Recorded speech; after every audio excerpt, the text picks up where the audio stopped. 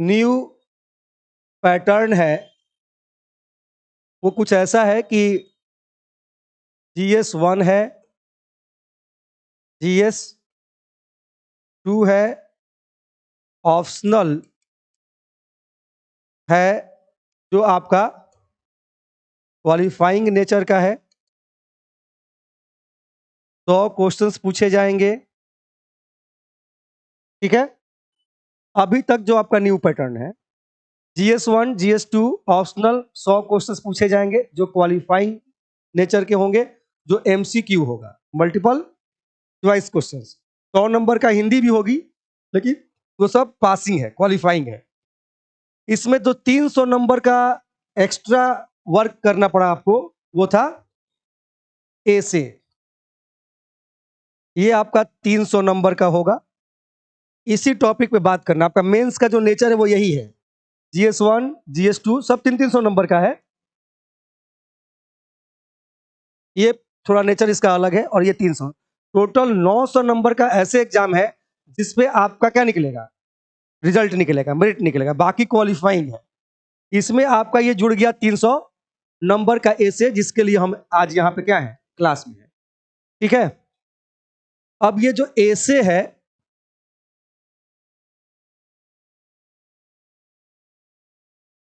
ये ऐसे में टोटल 3 सेक्शन होंगे।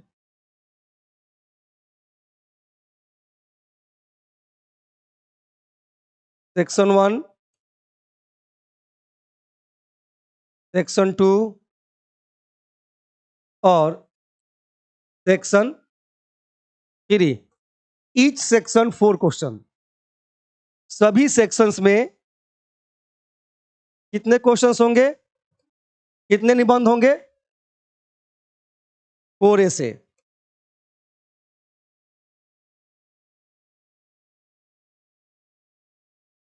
जो BPSC का ऐसे है उसमें 3 सेक्शन होंगे, और ईच सेक्शन कितने ऐसे होंगे, 4 ऐसे होंगे।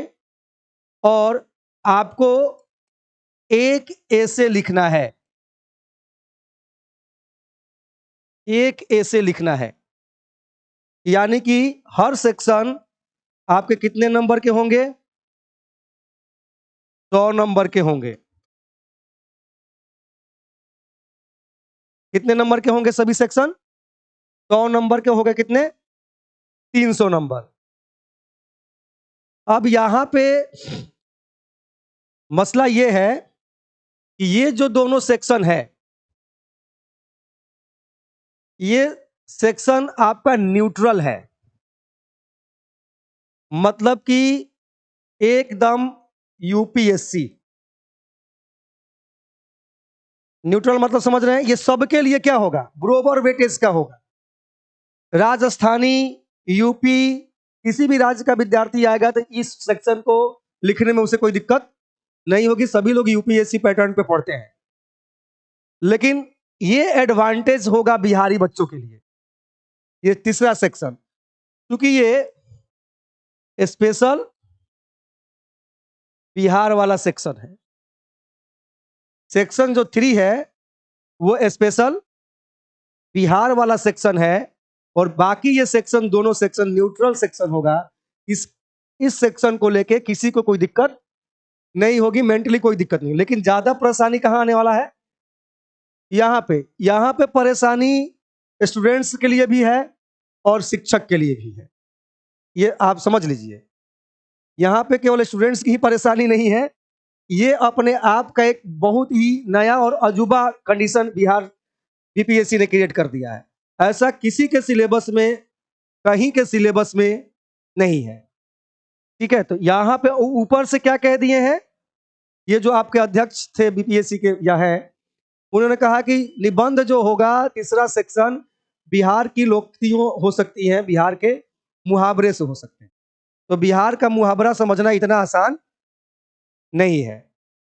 तो वो तो देखते हैं क्या है। पहला नंबर तो ये 3 ऐसे का पैटर्न समझ में आया। सिलेबस कुछ नहीं है, पैटर्न समझ लीजिए, यही पैटर्न है। क्या, ऐसे में 3 सेक्शन होगा, टोटल 300 नंबर का होगा। हर सेक्शन 100 नंबर का होगा।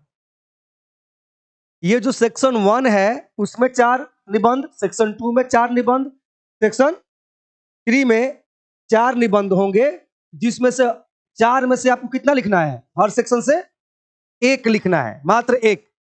4 को मान लीजिए निबंध दिया है, उसमें से जो एक आपको लगता है कि हम लिख सकते हैं, उसको लिखना है। तो ये जो सेक्शन 1 है और सेक्शन 2 है वो न्यूट्रल है, जैसे यूपीएससी का सेक्शन है 1 और 2 वैसे ही है। लेकिन तीसरा सेक्शन आपका क्या हो गया?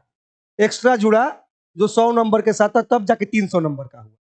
ये सेक्शन स्पेशल बिहार है, ये न्यूट्रल सेक्शन नहीं है। ठीक है, इसमें पर्टिकुलर राज्य के विद्यार्थियों को एडवांटेज मिल भी सकता है, लेकिन अब क्वेश्चंस पेपर देखने के बाद ही पता चलेगा कि वास्तविकता क्या है। अभी तो जो स्टेटमेंट्स है उसके आधार पे ही हम लोग काम करेंगे। और हर ऐसे आप लगभग 750 से 1000 वर्ड्स के बीच में लिख सकते हैं। कितने वर्ड्स में? 750 से 1000 वर्ड्स में आप अपने आंसर लिख सकते हैं। ठीक है, अब यहां तो जो सिंपल क्वेश्चंस है, मान लीजिए यहां पे अभी हाल ही में देखिएगा कि धूप के माने कि दोपहरी में या धूप में छत ढालना कितना सही या कितना गलत एक निबंध पिछली बार था यूपीएससी में। तो कौन सा सिलेबस से आ गया? छत ढालने के कॉन्सेप्ट पे क्वेश्चंस आया। तो नेचर अलग अलग हो सकता है, पॉलिटिकल नेचर के क्वेश्चंस हो सकते हैं, निबंध हो सकते हैं, इकोनॉमिकल नेचर के निबंध हो सकते हैं, सोशल नेचर के हो सकते हैं, कल्चर नेचर के हो सकते हैं, साइंस एंड टेक पे भी आधारित आपके ऐसे हो सकते हैं जो इस 2 खंड में होंगे। अब ये जो सेक्शन 3 है, अगर स्पेशल बिहार हो सकता है तो हो सकता है कि चारों ऐसे तो लोकोक्तियों से होगा ही नहीं, 1-2 क्वेश्चन लोकोक्तियों पे आधारित होगा, और हो सकता है कि और बाकी 1-2 क्वेश्चन जो होगा वो बिहार की अर्थव्यवस्था से हो सकता है, बिहार के जीएसटी से हो सकता है, बात समझ रहे हैं, या बिहार के लिट्टी चोखा से हो सकता है, या फिर है ना, जैसे लागल लागल झुलनिया में ढाका बलवम कलकत्ता चलो, इहो से हो सकता है, ये भी क्वेश्चन आ सकता है। सवाल है कि समझने का फेरा है। तो थोड़े बिहार को लोकोक्तियों के पॉइंट्स ऑफ व्यू से समझ लेते हैं। ठीक है, इस नेचर को तो यूपीएससी का हम क्वेश्चंस देखेंगे, निबंध देखेंगे, समझ में आ जाएगा। बिहार का नेचर क्या हो सकता है, थर्ड सेक्शन के क्वेश्चंस का नेचर कैसा हो सकता है, उसको थोड़ा समझने का प्रयास करते हैं। इसे मिटाएं।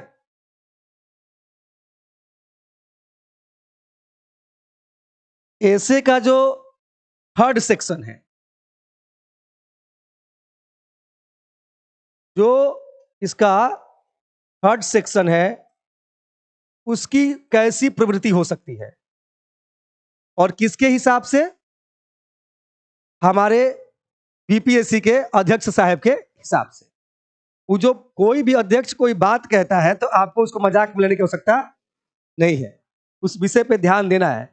वो बार बार कहते हैं कि बिहार के लोकोक्तियों से भी प्रश्न हो सकता है, ऐसा है कि कोई अधिकारी बिहार में आएगा तो उसको बिहार की संस्कृति पता होनी चाहिए, बिहार के थोड़े लोकल जो लैंग्वेज है वो पता होना चाहिए, या फिर बिहार की संस्कृति, बिहार की समाज, बिहार के जो अ, अर्थव्यवस्था है, बिहार के जो पॉलिटिकल सिनेरियो है ना, उसकी समझ होनी चाहिए।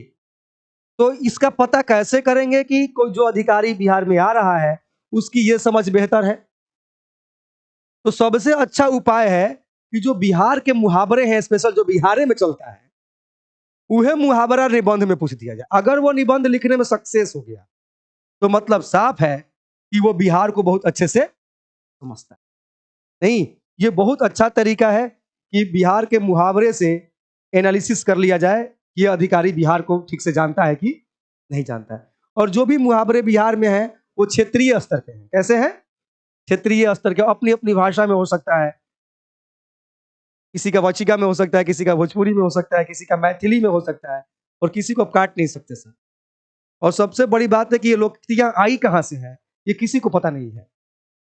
अब ये पता करना पड़ेगा, चूंकि अब आपके मान के चलिए कि पाठ्यक्रम का क्या बन चुका है, हिस्सा बन चुका है। तो कुछ लोकोक्तियां थी जिसको हमने कॉपी में मेंशन किया। एक लोकोक्ति है, अगर बिहार पे कुछ लोकप्रिय निबंध आ जाए तो एक लोकोक्ति है कि बाबा के धियवा लुगरी और ये भैया के धियवा चुनरी। लिख लीजिए, ये बिहार को समझाने के लिए। बाबा के धियवा लुगरी, अभी कोई पाठ्यक्रम है? ये कोई पाठ्यक्रम तो नहीं है, आ सकता है। बाबा के धियवा लुगरी और ये भैया के धियवा चुनरी, और ये भैया के धियवा चुनरी। अब इसको अगर अंग्रेजी मीडियम वाले के लिए कैसे पूछेगा, तो ये अंग्रेजी इसका कुछ हो सकता है क्या? ये ऐसे ही लिखेगा, रोमन स्क्रिप्ट में लिखेगा, बाबा के धियवा, ऐसे ही लिखेगा भाई साहब। नहीं, बिहार के लोकोक्तियों के लिए अंग्रेजी में ट्रांसलेट करना आसान नहीं है। अगर अंग्रेजी में ट्रांसलेट कर दिया तो आत्मा लोकोक्ति का क्या हो जाएगा? मर जाएगा। अब वहां पे निबंध नहीं लिख पाएगा, समझिए नहीं पाएगा। नहीं, अब बताइए यही आ जाए, बाबा के धियवा लुगरी और भैया के धियवा चुनरी। अब इससे तो आपको समाज, परिवार सब पता चल जाएगा, परिवार का क्या कॉन्सेप्ट है और बिहार राज्य में क्या क्या इसका मतलब हो सकता है, बाबा के धियवा लुगरी और भैया के धियवा चुनरी के।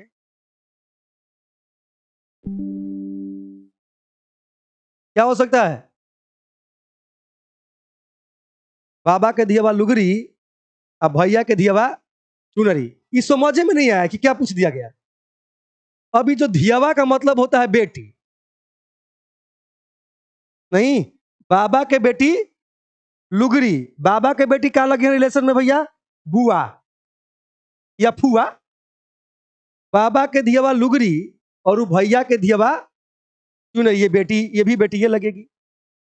ये बाबा की बेटी, ये भैया की बेटी।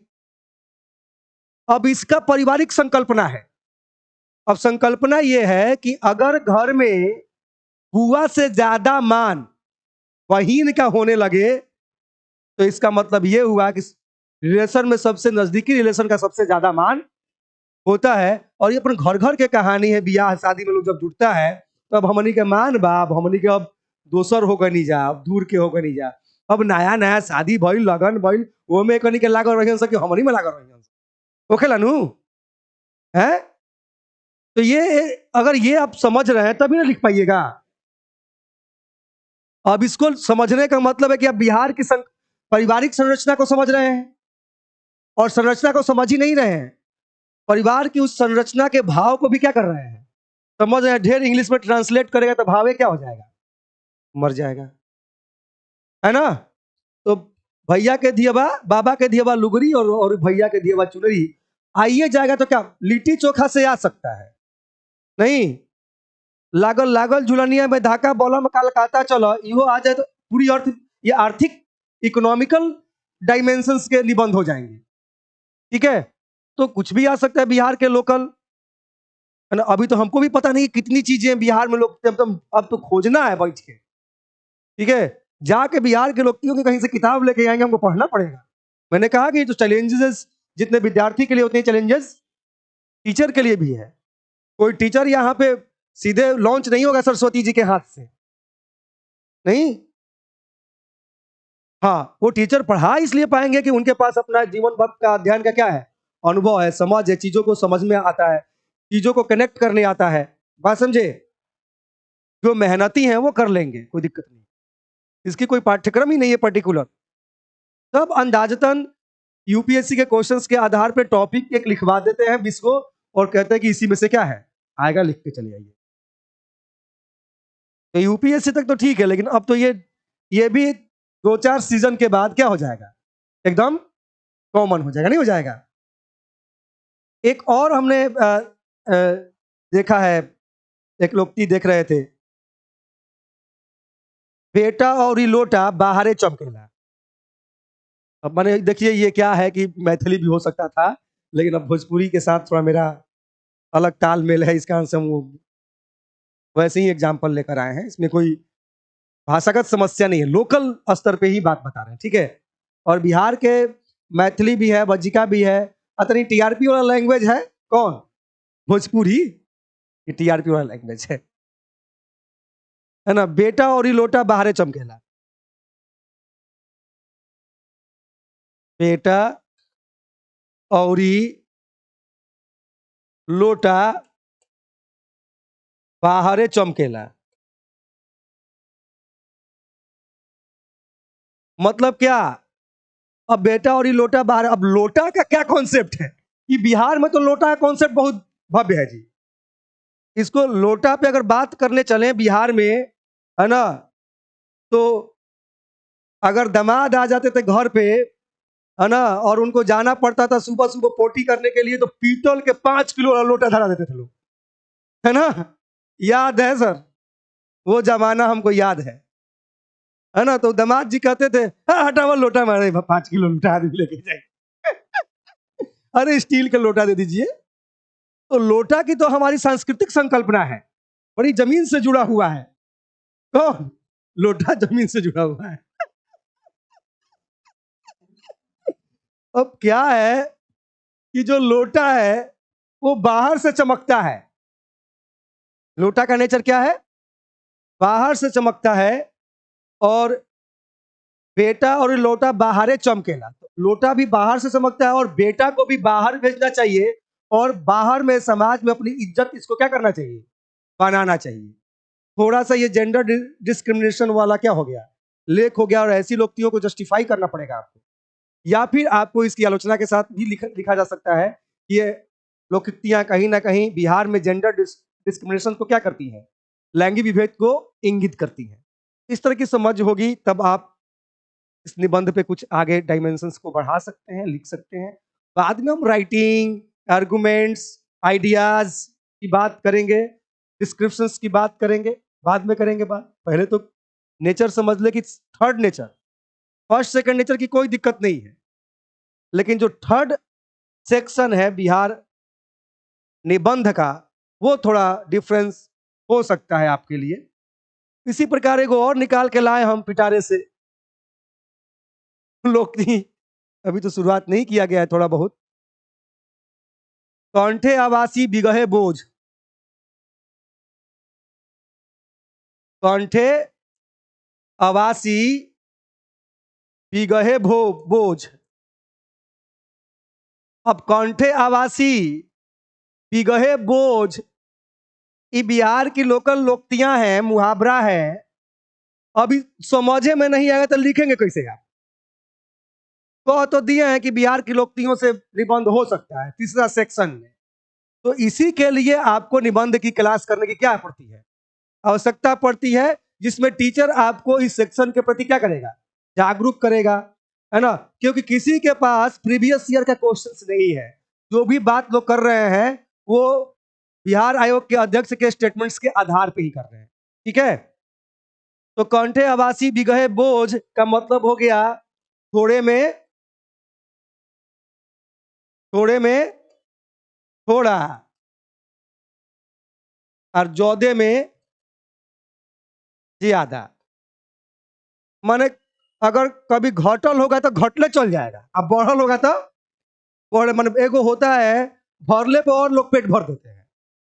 कभी कभी क्या होता है, मेरे साथ भी होता है, अगर यहाँ पे खाना वाना अगर बढ़िया जिस दिन आ जाए, एकदम से घर से भी एकदम मन लगा कि आज खा जाएंगे पूरा खाना, तो वह दिन पता चला है कोई लस्सी लेके चला आएगा, ठीक है। अब एगो लस्सी लेके आएगा तो पता चला उसी लगल है एगो नारियल पानी लेके चला आएगा।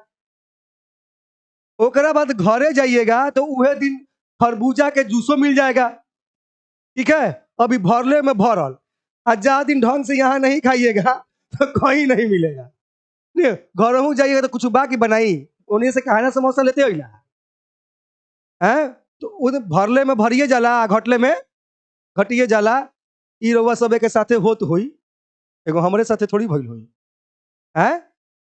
आप लोग के साथ हुआ है कि नहीं? ये भी एक समाज का कितना माने, जो आपको लगता है ना कि बाबा लोग का जो कहावत है ना बिना मतलब का है, नाच ना आवे आंगन टेढ़ा, यो एगो कहावतें हैं? तो मतलब कि आप अगर नहीं समझते उनकी बातों को तो ये ऐसी लोकोक्तियां हैं जो सदियों से बोली जा रही हैं और आज भी रिलेवेंट है समाज में, आज भी प्रासंगिक है समाज में, और इससे हम अपने कल्चर को और बेहतर समझ सकते हैं।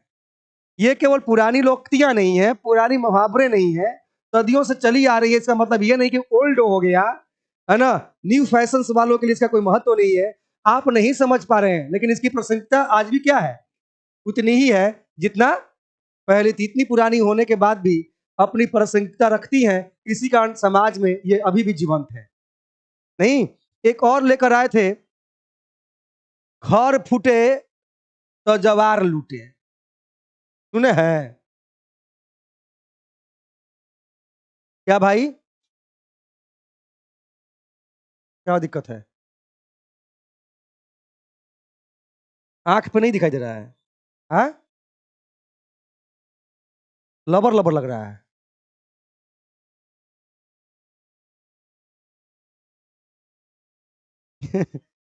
ठीक है, ठीक है।